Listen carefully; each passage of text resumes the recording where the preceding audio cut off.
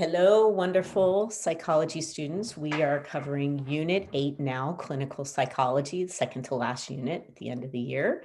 And this is an incredibly important unit. You are going to learn a lot, very appropriate and important to learn about what is abnormal behavior, what are some of the psychological disorders, and the treatment options. So we first are going to talk about and define it and understand what are some of the most common psychological disorders. And then we're going to look into the first category, which is anxiety disorders. So we need to define it. This is very important to understand what the criteria is for something to be a psychological disorder. It is a syndrome marked by a clinically significant disturbance in an individual's cognition, emotion, regulation, or behavior. It is where you have disturbed thoughts, emotions, or behaviors, and they're dysfunctional. There's definitely the dysfunction part, and it's maladaptive. It's really affecting the day-to-day life. So believing your home must be thoroughly cleaned every weekend would not be a disorder, but if it's the cleaning rituals and everything that you're doing every day is significantly impacting your life and your relationships and things of that sort, then it might be a disorder. What is the definition of a significant disturbance and how might it have changed over time? We definitely know that unfortunately, in the past, they had certain things that were in the DSM-5, which is the manual, and that they believed to be a psychological disorder. And up until 1973, homosexuality was classified as a psychological disorder. They made the change because more and more of its members no longer viewed same-sex attraction as a psychological problem. So as the stigma changed and the awareness and the understanding that the recognition that it as a disorder was removed. So, however, the stigma and stresses do still exist, but it has been reduced. People who are gay, lesbian, transgender, and gender nonconforming often experience and can increase the risk of mental health problems. So there is still the stigma that exists. I need to conclude with that. In the past, they have certainly talked about psychological disorders and were thinking about abnormal behavior for many, many years from the beginning. And there was something called trephining in the Stone Age that was drilling holes, skull holes like these to try to release evil spirits. There also was a lot of mistreatment of people with psychological disorders historically. I know it's upsetting. And there were people that were trying to, they were fighting against and believed that it was not okay. And one such person was Philippe Pinot in France, who opposed brutal treatments and tried to make changes where people were treated more with more compassion in hospitals as opposed to asylums. We have something called the medical model that we will reference throughout this unit, and it's a particular perspective or way to look at psychological disorders or abnormal behavior, and looking at from more of a medical standpoint, saying that the psychological disorders have physical causes that can be diagnosed and treated just similar to any type of disorder or illness that you may have, and that they often believe that it can be cured through treatment in a hospital. So today, we might follow the medical model more historically back in the 1800s. They would treat it more for physical causes. And then once they felt that the symptoms were gone, that you could be released from the hospital. So one of the issues is about whether we feel it fully can be cured. That is still something we question today. We always want to know and recognize that with everything that we talk about here in psychology, it is complex. It can't just be biological influences or psychological, but it's a combination of bio, psycho, and social. So when you look at a specific disorder, like obsessive compulsive disorder, you know that there could be some genetic predisposition, but there also could be some type of trauma, stress that's in the environment of the person with OCD.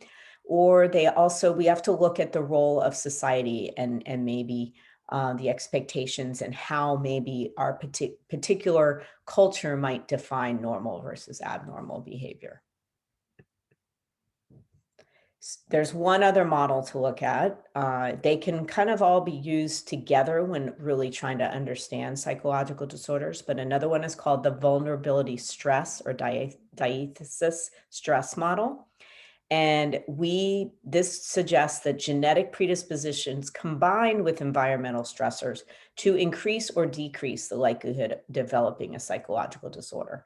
So it's got the word stress in there, so you know it's talking more about environmental stress that could have a role in whether you develop a disorder or not.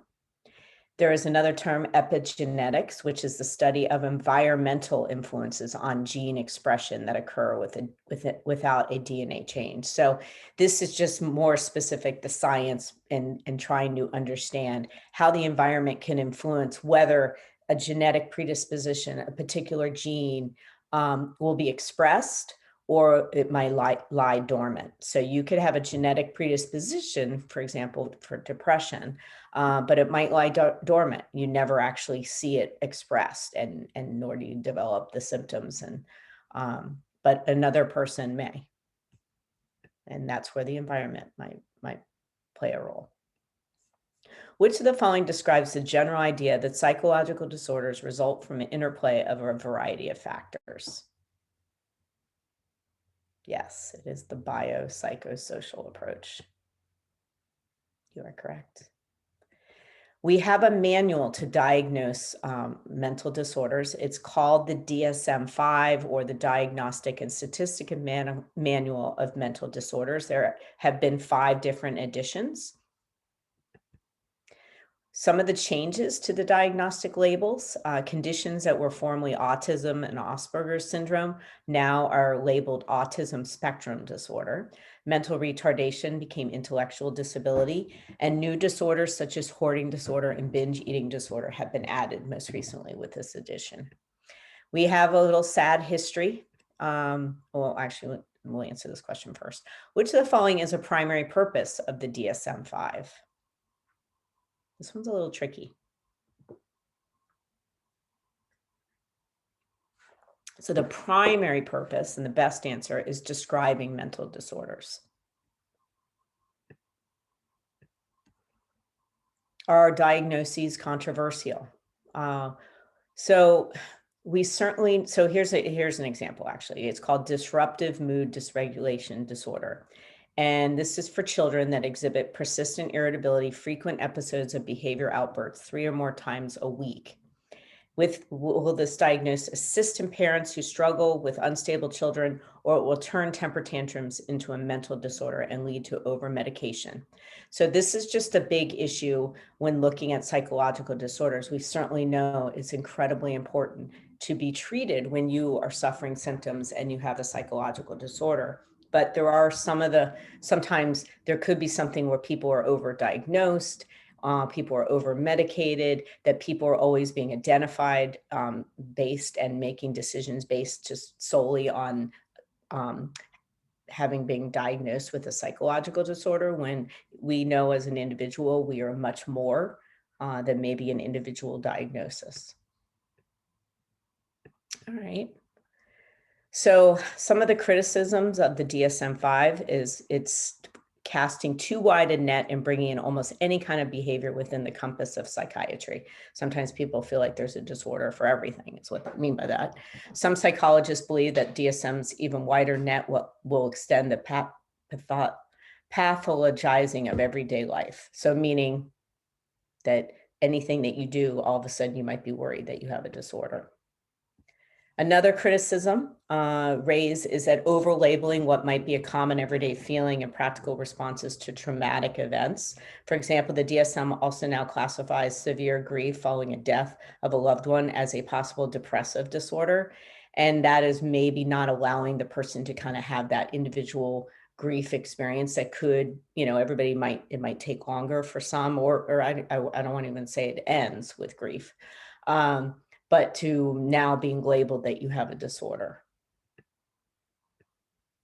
But the benefits, we certainly know it has saved many lives.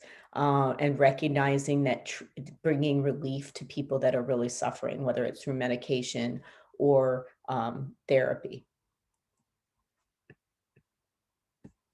But can diagnostic labels be misleading?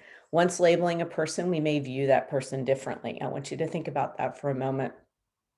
If you have been diagnosed with a psychological disorder, do you see yourself and often identify yourself based on that label? And others, do you now, if you see and know somebody that has been diagnosed with a particular disorder, that with everything that you see them doing and how they're talking and behaving, do you start kind of putting them into that identification that everything's kind of explained through that disorder? That's one of the problems, and we call that, like, that potentially leads to stigmatizing. So here's a study. David Rosenhan and 7 of his graduate students went to hospital admissions offices complaining falsely of hearing voices saying empty, hollow, and thud. Apart from this complaint and giving false names and occupations, they answered questions truthfully. All 8 healthy people were misdiagnosed with disorder. So they immediately just took, the simple symptoms that they were having and diagnosed them with a disorder. And that can be concerning. So how did being labeled as ill impact how others viewed the grad students? Until being released, on average of 19 days later, those 8 patients showed no other symptoms. Yet after analyzing their quiet, normal life histories, clinicians were able to discover the causes of their disorders, such as having mixed emotions about a parent. Even routine note-taking behavior was misinterpreted as a symptom. So everything all of a sudden now became labeled and identified as symptom of the disorder. So we just need to be really, really careful when it comes to really always understanding and respecting and reflecting upon the whole person, and not just the psychological disorder. And I think through awareness, I've seen over the years that I've been teaching psychology that the stigma has been reduced. There is a lot more awareness and acceptance and understanding and respect, and we've all been more educated as a society, and all of those things are helping. All right. Oh, just a quick note. Insanity is a term in the legal system. It is not a term that we use in psychology, and within the medical or scientific field. All right. How many people have or have had a psychological disorders? 1 in 5 adult Americans. Now, I will say we used to say 1 in 4. So that might be good news here, right? It's actually gone down a bit. These are the most common psychological disorders. And as you see here, the highest number is depressive disorders, and then getting into some of the anxiety disorders, phobias, social anxiety disorder. And if we look at based on the world, and when it comes to thousands of people who are representative of their country's population, that estimated the number of prior year mental disorders in 28 countries, and look at who is significantly the highest. You are correct. It's the United States. So there could be many variables and reasons why that has occurred. So one example of a risk factor for psychological disorder, poverty, crosses ethnic and gender lines. The incidence of serious psychological disorders is 2.5 times higher among those below the poverty line. So what are some of the protective factors for mental illness? There are many factors that can help shield people against mental illness. Here are those protective factors. You might want to take a picture of it real quick and keep it in your phone. Exercise, community, offering empowerment, economic independence, effective parenting, feelings of mastery and control, feelings of security, high self-esteem, literacy, positive attachment, positive parent bonding, problem solving, resilient coping skills, social and work skills, social support with family and friends. So does poverty cause? Remember, this is, we see correlations, but not causation. So we know that schizophrenia leads to poverty if you have it, and you certainly don't have a support network that can guide you, but other disorders do not.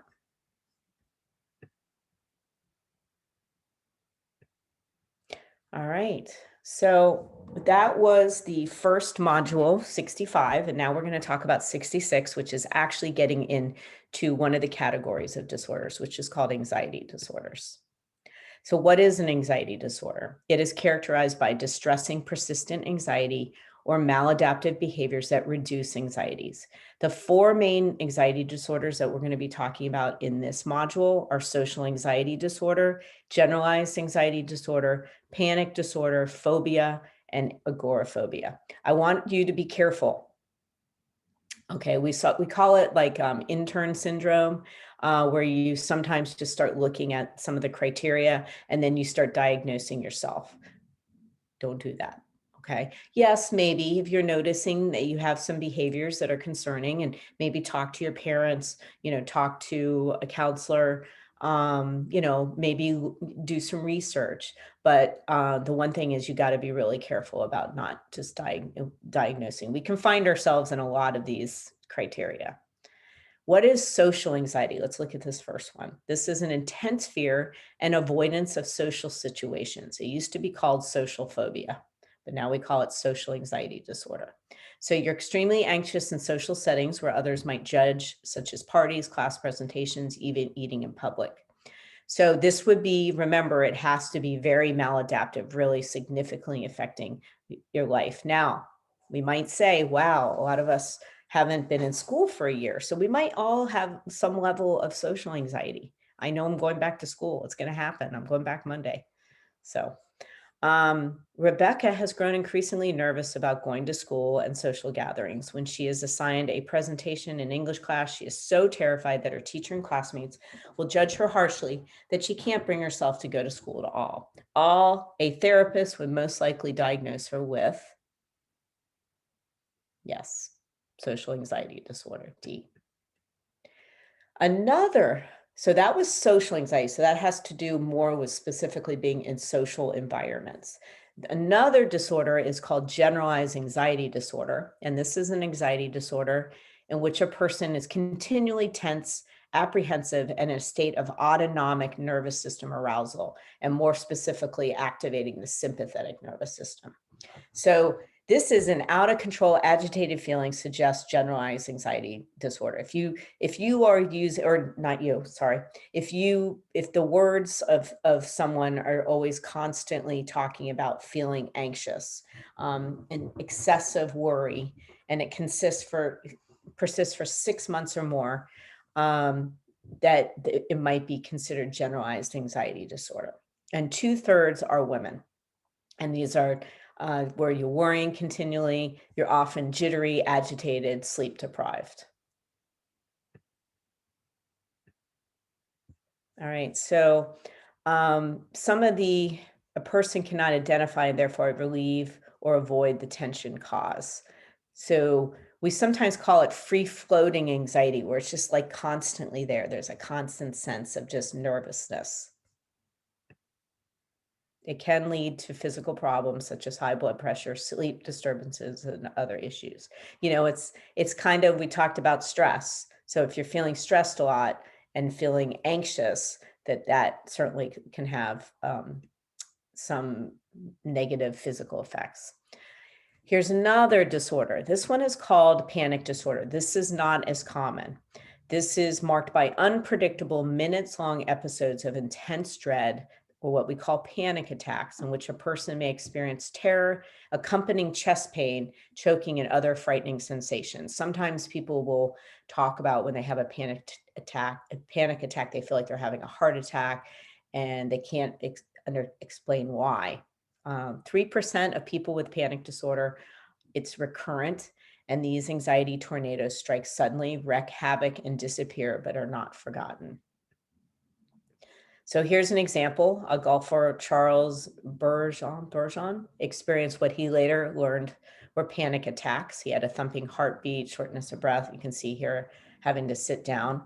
I thought he was having a heart attack. And He realized later that it was a panic attack. The good news is that once he received treatment, whether it was psychological treatment, maybe even some medication to help reduce the anxiety, he has now won $846,000 as a golfer and winning, the golf tournaments.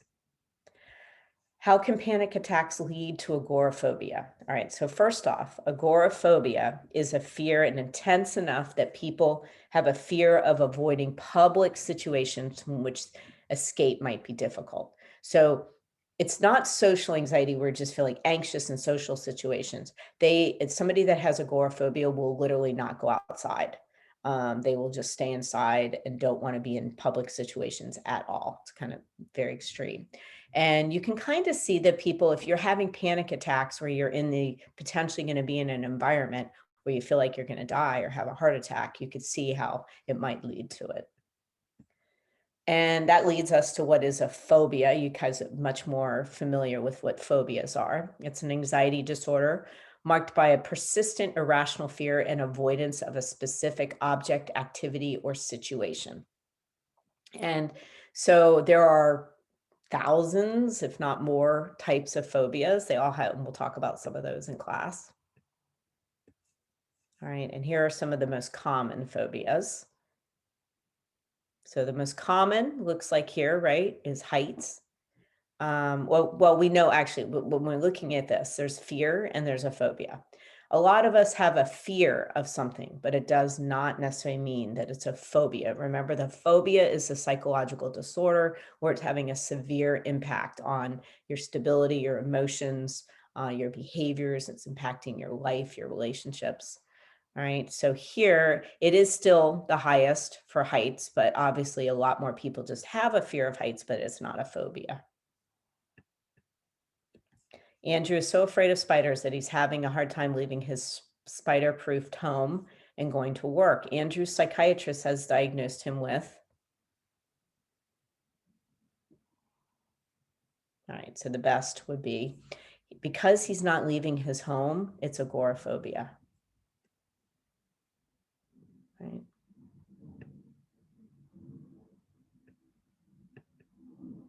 All right, so what is obsessive compulsive disorder, OCD? That is a disorder characterized by unwanted repetitive thoughts, which we call the obsessions, and actions, which are the compulsions, or both. So I just want to spend a little time in making sure you understand that the obsessive thoughts are when you have something that you're thinking about, a memory or an experience or just something you're worrying about, and it's just completely replaying in your head. It's very, very repetitive. But that is not the compulsion. The compulsion is when you're acting out and doing something, a behavior, a ritual, to reduce the anxiety of that obsessive thought or the worrying of that thought. Right. So the most common obsessions are having to do with dirt or terrible something happening, the death of a family member or something, or just needing, like thinking about things that how they need to be in order or exact. Right.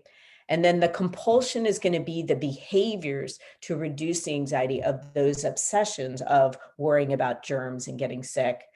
So they might excessively hand wash or bathe. Now, we're in this pandemic, so we certainly all increased our hand washing and certainly had a real concern about germs and things that could affect us and getting COVID.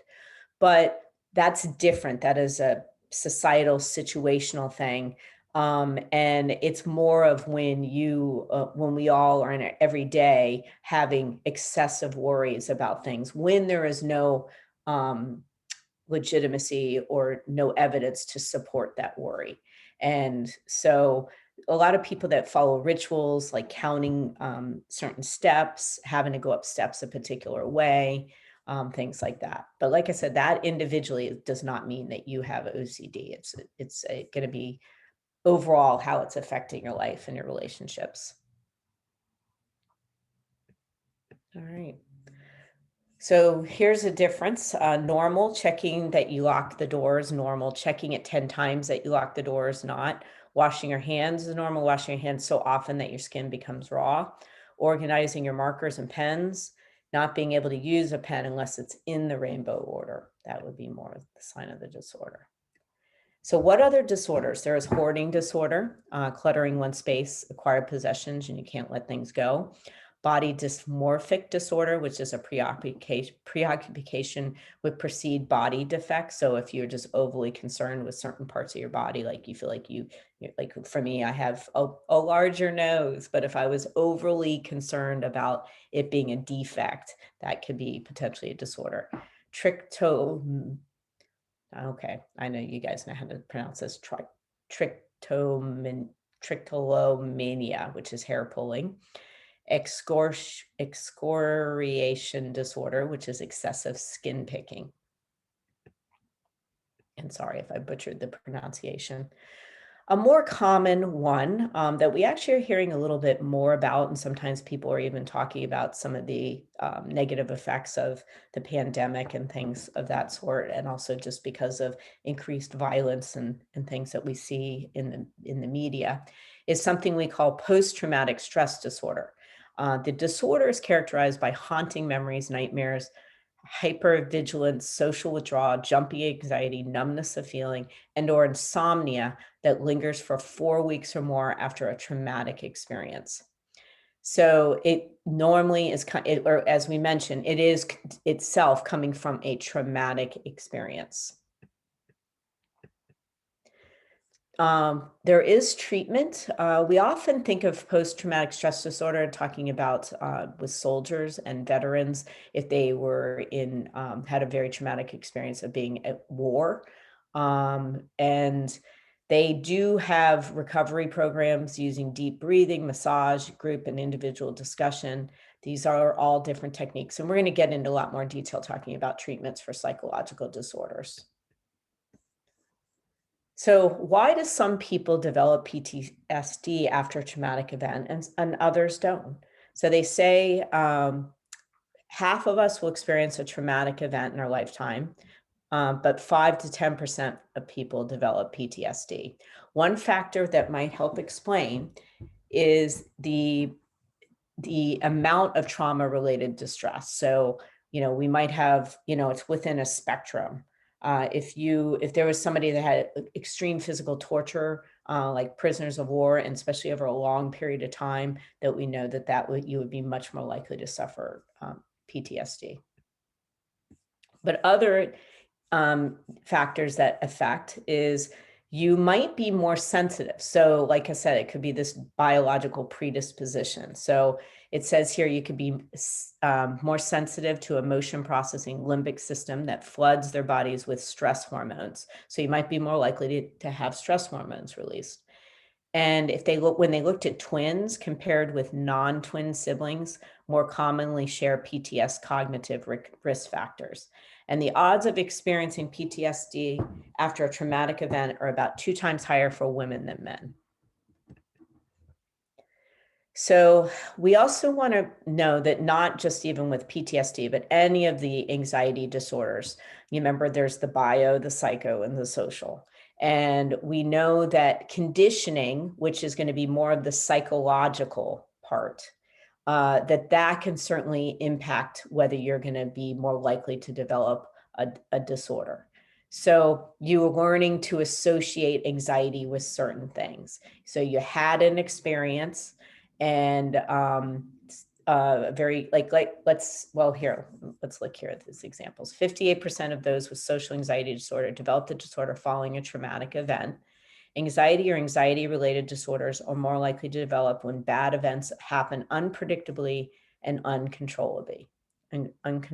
So I'll just give a quick example, like a phobia. You had a traumatic experience where you were attacked by a dog one time. So now you associate the dogs with getting attacked. And so you have anxiety, you have, a phobia of dogs, and maybe it's all dogs, not just the specific type of dog that attacked you.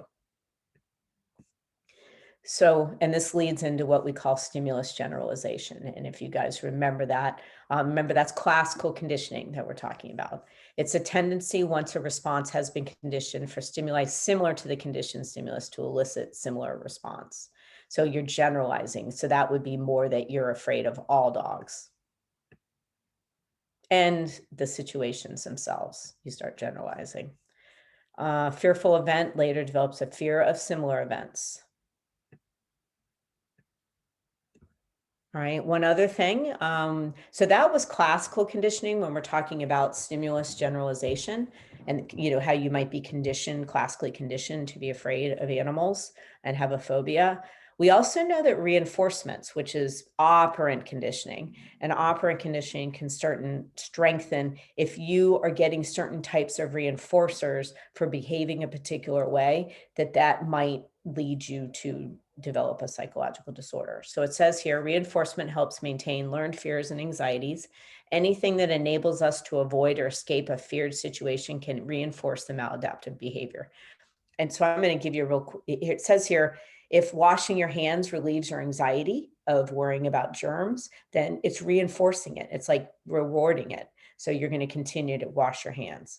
I was going to give another example too, that if you have a fear of going out in public or going to like parties, and so you don't go to a party one time and you just feel nice and calm, that's like reinforcing it. So you're going to be less likely to go to the party in the future. All right.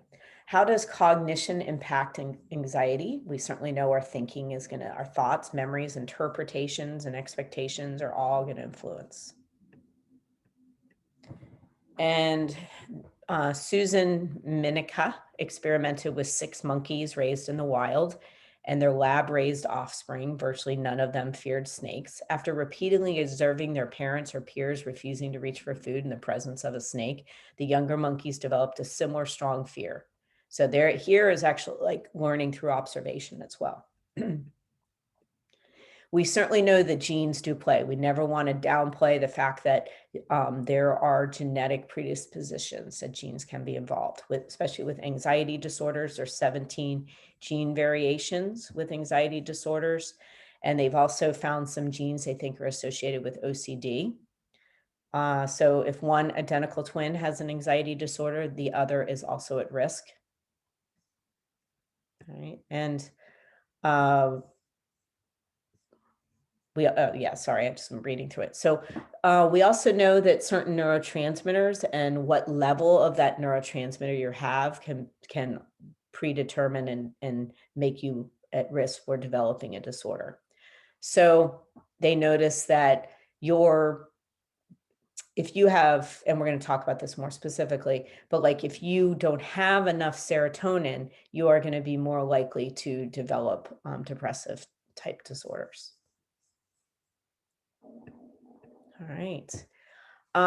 We know that the brain is involved, that certainly if you have a traumatic fear learning experience, it's going to leave tracks in the brain, which specifically we know fear is in the amygdala. So that certainly could make it more likely that it leaves a trace. So you're going to be more triggered more quickly. But one other part this is kind of new research, and it's going to be one of the last things we're going to talk about, is with OCD, they're finding this place. It's called the anterior cingulate cortex. It is right above the corpus callosum. So this corpus callosum right here. And they definitely have associated that, an elevated activity in that specific cortex, that particular area, with compulsive hand washing, checking, ordering, and hoarding. So they say the region that monitors our actions and checks for errors seems especially likely to be hyperactive. So obviously we need that. That's going to help monitor our actions and check for errors, but we obviously don't want it to go haywire to the point where we feel like we have to be checking it all the time. And we certainly know that biology does. Some of us don't have the same kind of fear of heights. And there is a documentary, I can't remember the name of it, that talks about and shows him doing, this guy, Alex Honnold, shown becoming the first person to do a free solo climb. If you get an opportunity to watch it, I think it's on Netflix. It's incredible. But clearly he does not have the same fear that we do. And last thing we'll talk about is natural selection. We want to talk about evolutionary. There is a reason why we are afraid of snakes and heights and stuff, because maybe it made us a little bit more likelihood to survive, and giving us important information of how to respond to that environmental situation. Our phobias focus on specific fears, enclosed spaces, heights. Those fearless about those occasional threats were less likely to survive and leave descendants. All right, so it's important, but yet we just don't want to go overboard. And that is it for today. We are going to have some really important conversations about this topic, and we are going to be, certainly respectful and sensitive to the fact that there definitely is 1 in 5 of us that is likely to be having some level of a psychological disorder. So I'll end on that, but take care, everybody.